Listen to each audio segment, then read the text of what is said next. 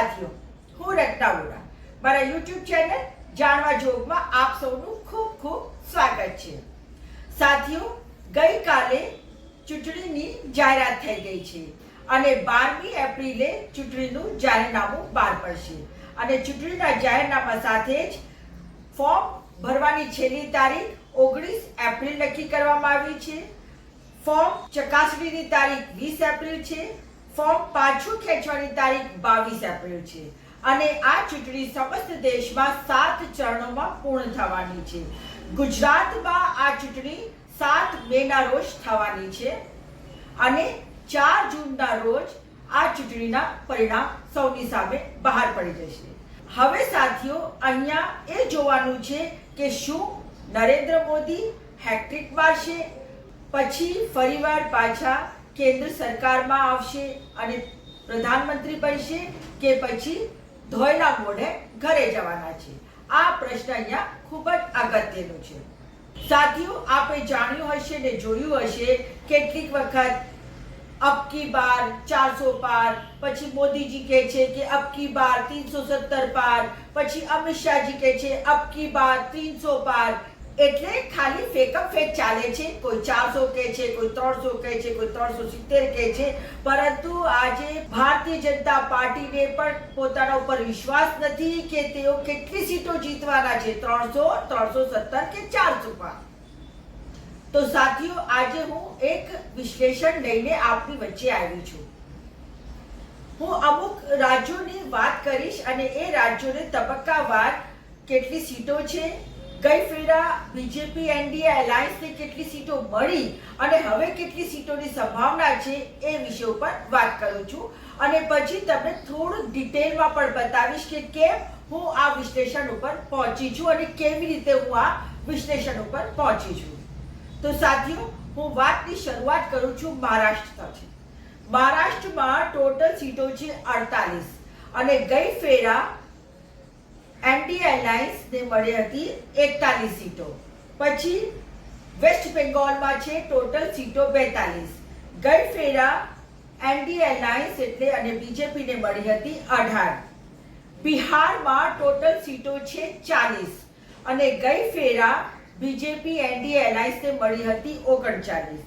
કર્ણાટકામાં total સીટો છે 28 અને ગઈ ફેરા બીજેપી અને એનડીએ એલાયન્સને મળી હતી 25।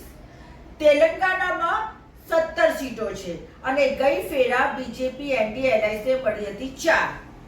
ઝારખંડમાં 14 સીટો છે અને ગઈ ફેરા બીજેપી એનડીએ એલાયન્સને મળી હતી 11।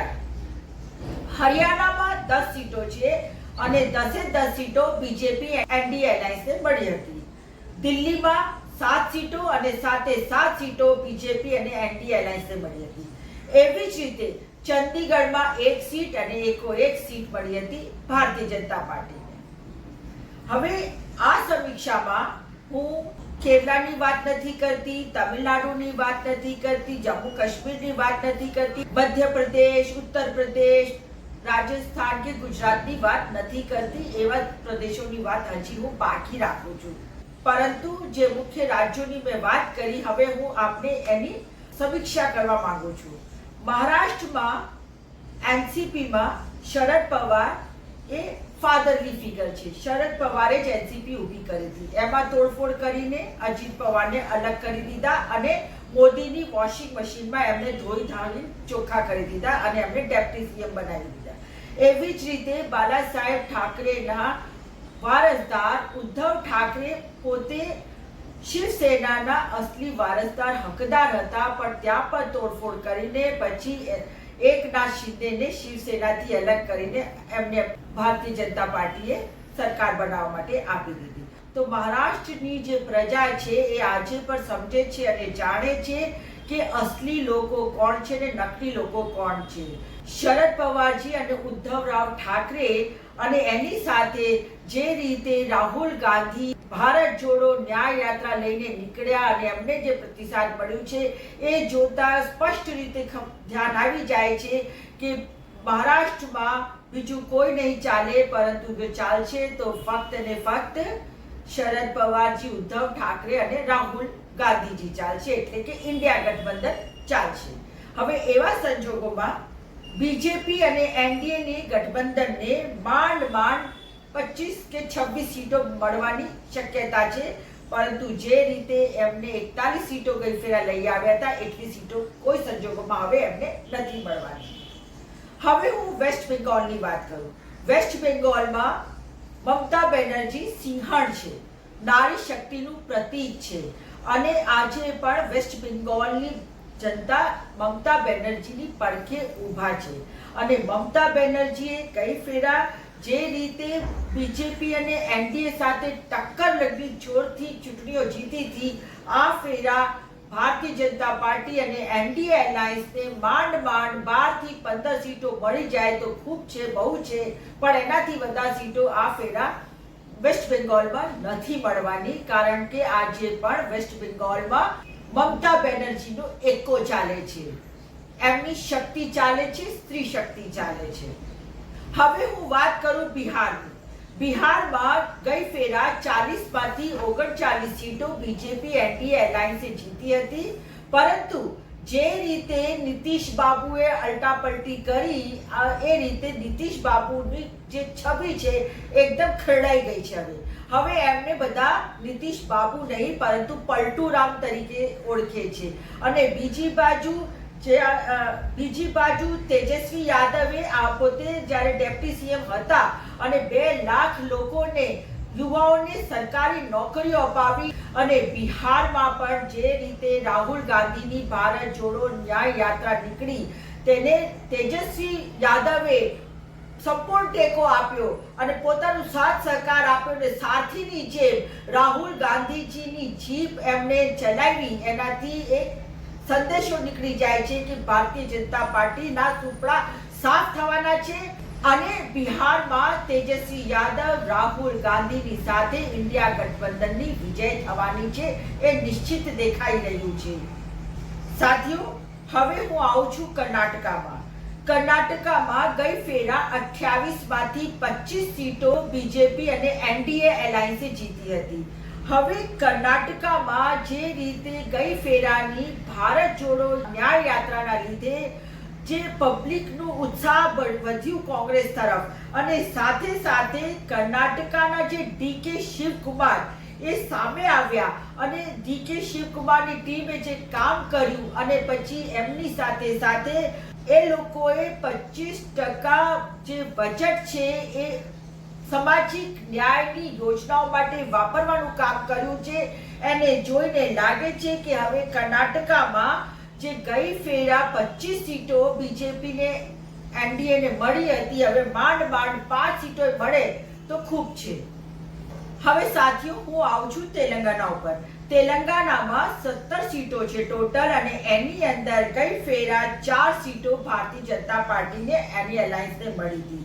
હવે તેલંગાનાની પરિસ્થિતિ તમે જુઓ છો, બિલકુલ બદલાઈ ગઈ છે. કેસીઆરની દીકરી કવિતાને અરેસ્ટ કરી લેવામાં આવી છે, ઈડીએ ગઈકાલે જ અરેસ્ટ કરી છે, અને તેના લીધે તેલંગાનું વાતાવરણ, રાજકીય વાતાવરણ ગરમાઈ ગયું છે. અને તેલંગાનામાં પહેલાથી જ કોંગ્રેસે પોતાના પગ જમાવી દીધા છે. જ્યારે ભારત જોડો યાત્રા નીકળી તેલંગાનામાંથી, તેનાથી જ તેલંગાના ખૂબ મજબૂત થયું, અને રેવંત રેડ્ડી ત્યાંના એક મજબૂત નેતા તરીકે સામે આવ્યા, અને એમની જે આગેવાનીમાં અત્યારે જે તેલંગાનામાં ચૂંટણી લડવામાં આવશે, તો 100% કહી શકાય છે કે આ ફેરા જે તેલંગાનામાં ભારતીય જનતા પાર્ટીનું કદાચ ખાતું ના ખુલે, અને ખુલે તો એકાદ સીટ નીકળે તો નીકળે, બાકી તેલંગાનામાં ભારતીય જનતા પાર્ટી અને એનડીએ સંપૂર્ણ રીતે ખલાસ છે. હવે સાથીઓ, હું ઝારખંડ ઉપર આવું છું. ઝારખંડની 14 સીટો છે, અને 14 સીટોમાંથી 11 સીટો ગઈ ફેરા ભાજપા અને એનડીએ એલાયન્સે વિજય કરી હતી. હવે ત્યારે જે વિજય થયું ત્યારની પરિસ્થિતિના સમીકરણો અલગ હતા. જે રીતે ઈડીએ ઝારખંડના મુખ્યમંત્રી હેમંત સોરેનને અરેસ્ટ કર્યા છે અને તેમને જેલની પાછળ ધકેલી દીધા છે, એના કારણે ઝારખંડમાં આદિવાસી પ્રજામાં ખૂબ જ રોષ છે. અને ઝારખંડના એક આદિવાસી મુખ્યમંત્રીને પહેલી વખત જેલની પાછળ જે ધકેલી દીધા છે, ચાલુ મુખ્યમંત્રીને, એના કારણે સમસ્ત દેશમાં એક મેસેજ જઈ રહ્યું છે કે તમને એકમાત્ર મુખ્યમંત્રી હતા તો પણ તમને ગમ્યા નહીં અને તમે એમને જેલની પાછળ ધકેલી દીધા છે. એટલે સમસ્ત ભારત દેશના આદિવાસીઓ આક્રોશિત છે, ગુસ્સામાં છે અને 2024ની ચૂંટણીની રાહ જોઈ રહ્યા છે કે એ લોકો જ્યારે ચૂંટણી આવશે તો આદિવાસીઓ આ ભારતીય જનતા પાર્ટી કે જે આરએસએસની વિચારધારા પર ચાલે છે, ગોડસેની વિચારધારા પર ચાલે છે અને જે મનુવાદની વિચારધારા પર ચાલે છે, જે આદિવાસીઓને જંગલવાસી કહે છે, વનવાસી કહે છે, તે જ આદિવાસીઓ હવે ઝારખંડનો હિસાબ પૂરા દેશમાં ભારતીય જનતા પાર્ટીની સામે વસૂલ કરશે. હવે સાથીઓ હું હરિયાણામાં આવું છું. હરિયાણામાં 10 સીટો છે ને ગઈ ફેરા 10 સીટો ભાજપે હસ્તક કરી હતી. હવે આ ફેરા આ 10 સીટમાંથી એકાદ સીટે નીકળે ને તો પણ ગનીમત છે. કારણ કે હરિયાણામાં તમે જોયું હશે કે જે રીતે કિસાન આંદોલનમાં દમન કરવામાં આવ્યું, એમના માટે કિલો ઠોકવામાં આવી, તો એનાથી સાબિત થઈ જાય છે કે એ કિલો કિસાન આંદોલનના દમન માટે નથી, પરંતુ એ કિલો ઠોકવામાં આવી છે હરિયાણામાં પોતે પોતાના તાબૂત ઉપર કિલો ઠોકવામાં આવી છે. તો એના કારણે જ આનંદ ફાનંદમાં હરિયાણાના મુખ્યમંત્રી મનોહરલાલ ખટ્ટરને બદલી દેવામાં આવ્યા, પછી અનિલ વિજને બદલી દેવામાં આવ્યા અને ત્યાં પણ રાજકારણ ખૂબ જ ડામાડોલ થઈ ગયું છે. એટલે જે ગઈ ફેરા 10 હતી 10માં એકેય ના આવે તો પણ કોઈ નવાઈ નથી. સાથીઓ હવે હું દિલ્હીની વાત કરું. દિલ્હીમાં 7 સીટો ગઈ ફેરા હતી અને સાથે સાથ ભારતીય જનતા પાર્ટીએ જીતી હતી, પરંતુ આ ફેરા 7માંથી એકેય સીટ જીતાય એવું નથી. ભલે અનુરાધા પોંડવાલને ભારતીય જનતા પાર્ટીમાં સામેલ કરીને એમને ટિકિટ આપવામાં આવશે, પણ ગીત ગાવા અને રાજકારણ કરવામાં જમીન આસમાનનો ફરક છે. તમે ગીત ગાઓ તો લાખો લોકો તમારા ચહેરાથી, તમારા ગીતથી તમારા આશિક હોઈ શકે છે, પરંતુ જ્યારે તમે રાજકારણમાં આવો છો ત્યારે લોકો તમારી વિચારધારા ઉપર જોતા હોય છે કે તમે કઈ વિચારધારા સાથે, કઈ પાર્ટી સાથે જોડાયા છો. તો આ બધી બાબત છે. એટલે દિલ્હીમાં પણ મુશ્કેલ છે. હવે આવી જાઉં છું ચંદીગઢમાં. ચંદીગઢમાં એક જ સીટ છે, પરંતુ એકની એક સીટ જે અનુપમ ખેરના ધર્મપત્ની કિરણ ખેરને આપી હતી. કિરણ ખેર ક્યાંય દેખાયા નથી, તેમણે કોઈ કામગીરી કરી નથી અને ફિલ્મોની હસ્તી હતી ને ફિલ્મોમાં પાછા જતા રહ્યા. એ હંમેશાથી રહ્યું છે કે ફિલ્મી હસ્તીઓ ક્યારેક રાજકારણમાં તન મન ધનથી ઉતરતા નથી. એ ખાલી એક શોભાના ગાંઠિયા જેવા જ ઉતારવામાં આવે છે અને પછી પાર્ટીનું બેકઅપ હોય તો જીતી જાય છે, પરંતુ જીત્યા પછી પણ એમને પાર્ટીથી લેવા દેવા નથી હોતા, પોતાની પ્રજાથી લેવા દેવા નથી હોતા. એમને તો પોતાના કરિયર, પોતાની કારકિર્દી કલાકાર તરીકે દેખાતી હોય છે ને એમાં જ એ લોકોને રસ હોય છે. બીજી બાજુ હિમાચલની વાત કરું તો હિમાચલમાં 4 સીટો હતી અને 4 સીટોમાં આ ફેરા જે રીતે રાજ્યસભાની ચૂંટણીમાં હિમાચલમાં અભિષેક મનુ સિંઘવીની હાર થઈ, કોંગ્રેસના જે ઉમેદવાર હતા એનાથી લોકો આહત છે, દુઃખી છે અને હિમાચલમાં જે રીતે પક્ષ પલટું થયું એના કારણે પણ લોકો ભારતીય જનતા પાર્ટીની વિરુદ્ધમાં છે કે અમે તો કોંગ્રેસને જીતાડ્યા હતા ને તમે જીતી ગયા પછી તમે હોર્સ ટ્રેડિંગ કરો છો, પૈસાથી તમે ખરીદી લો છો. એ બધા બાબતને લઈને હવે હિમાચલ પ્રદેશમાં પણ ભાજપ ફાવવાની નથી. તો સાથીઓ આ તો સમીકરણો છે ત્યાંના સ્થાનિક, પણ આ સ્થાનિક સમીકરણોના સાથે સાથે રિપોર્ટ કાર્ડ પર તો જોવું પડે ને. દરેક વર્ષના અંતમાં કયા છાત્રએ કેટલું પ્રોગ્રેસ કર્યું, ભણ્યો ના ભણ્યો, કે લફાઝી કરી, પિક્ચર અને હાહા હીહી કે એમ જ ટાઈમ બગાડ્યું, એ જોવાનો સમય આવે છે જ્યારે ફાઇનલ પરીક્ષા હોય ત્યારે ને એનું રિપોર્ટ કાર્ડ જોવામાં આવે છે. હવે રિપોર્ટ કાર્ડ જો નરેન્દ્ર મોદી સરકારનું જોઈએ તો રિપોર્ટ કાર્ડ શું બોલે છે એની પણ આપણે થોડીક આમાં સમીક્ષા કરવાની જરૂર છે. છેલ્લા 10 વર્ષમાં મોદીએ જે પણ કંઈક વાયદાઓ કર્યા એ કોઈ પણ વાયદા પૂરા થયા નથી. હવે તમે જાણો છો કે ખેડૂતોનો મુદ્દો છે, એ લોકો આંદોલિત છે. સાથે સાથે ઓલ્ડ પેન્શન સ્કીમનો મુદ્દો છે, નોજવાનની બેરોજગારી અને જે પેપર લીક થાય છે એ મુદ્દો છે, પછી અગ્નિવીરનો મુદ્દો છે, મહિલા પહેલવાનોની સાથે જે રીતે બદસલુકી કરવામાં આવી એ મુદ્દો છે, મણિપુરમાં હજી સુધી આજ સુધી આપણા નરેન્દ્ર મોદી સાહેબ ગયા નથી એ મુદ્દો છે, પછી આદિવાસી અસ્મિતાનો મુદ્દો છે, પછી દલિત ચેતનાનો મુદ્દો છે, શિક્ષા, સ્વાસ્થ્ય, જાતિગત જનગણનાનો મુદ્દો છે, સામાજિક ન્યાયનો મુદ્દો છે અને એના ઉપર હવે સૌથી વધારે ઈવીએમનો મુદ્દો છે અને ઈવીએમની સાથે સાથે જ ઇલેક્ટોરલ બોન્ડનો જે મુદ્દો હમણાં ખુલ્યો છે એ મુદ્દો પણ આ ચૂંટણીમાં અસર કરવાનો જ છે.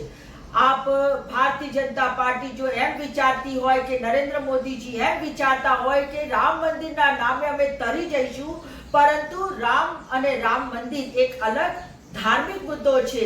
આ ધાર્મિક મુદ્દાઓની બધી વાત કર્યા છતાંય ભૂખ તો લાગે ને, તન ઉપર કપડું તો જોઈએ ને, સર પર મકાન તો જોઈએ ને. ભૂખે પેટ ભજન ના હોય ગોપાલા, એ જ પરિસ્થિતિ આખા ભારત દેશમાં છે. 82 કરોડ લોકો 5 કિલો અનાજ ઉપર ડિપેન્ડન્ટ છે. હવે આ 82 કરોડ લોકો જો અનાજ ઉપર ડિપેન્ડન્ટ હોય તો અમને સમજી જવાનું કે ભારતીય જનતા પાર્ટીએ છેલ્લા 10 વર્ષમાં શું કર્યું હશે. તો સાથીઓ, હવે 2024ની ચૂંટણીની જાહેરાત થઈ ગઈ છે. નિર્ણય તમારે કરવાનું છે. આ વિચારધારાની લડાઈ છે. એક બાજુ એ લોકો બેઠા છે કે જે લોકો બંધારણને બદલી દેવા માંગે છે, જે લોકો ભારત દેશને ફરી મનુવાદ તરફ લઈ જવા માંગે છે, જે લોકો ભારતને ફરી ગોડસે અને સાવરકરની વિચારધારા સાથે જોડવા માંગે છે. અને બીજી બાજુ એ લોકો છે જે સામાજિક ન્યાયની વાત કરે છે, જે દરેક સમાજને એક સાથે સમતોલ વિકાસની વાત કરે છે, બધાના સ્વાભિમાનની વાત કરે છે, જે બંધારણને બચાવવાની વાત કરે છે, જે લોકતંત્રને બચાવવાની વાત કરે છે. એટલે કે એક બાજુ ઇન્ડિયા ગઠબંધન છે અને મોદી અને મોદીની આ ટીમ સાથે બેઠું છે ભારતીય જનતા પાર્ટી અને એનડીએ. તેમને આખા દેશનું ભગવાકરણ કરવું છે, જ્યારે કે ઇન્ડિયા લોકતંત્રને બચાવવાની વાત કરે છે. ઇન્ડિયા એક એવો બગીચો છે કે જ્યાં રંગબેરંગી દરેક જાતના ફૂલોને ખીલવાની સ્વતંત્રતા છે. બીજી બાજુ એનડીએ અને ભાજપ એક એવું ગઠબંધન છે કે જ્યાં કેસરી કેસરી કેસરી અને ફક્ત ને ફક્ત કમળના ફૂલ ખીલાવવા માંગે છે, અને એ પણ એટલા માટે જેથી કરી તેઓ પોતાની રાજનૈતિક સત્તા બનાવી રાખી શકે. તો સાથીઓ, આજે મારા વિડીયોમાં એટલું જ. ફરી મળીશ એક નવા વિડીયો સાથે, એક નવી વિચાર સાથે. જો આપને મારું આ વિડીયો પસંદ આવ્યું હોય તો મારું YouTube ચેનલ જાણવા જોગને સબસ્ક્રાઇબ કરો, વધારે વધારે શેર કરો અને વધારામાં વધારે લાઈક કરો. સાથે સાથે આપ મને ઇન્સ્ટા, ફેસબુક અને એક્સ ઉપર પણ ફોલો કરી શકો છો. નમસ્કાર.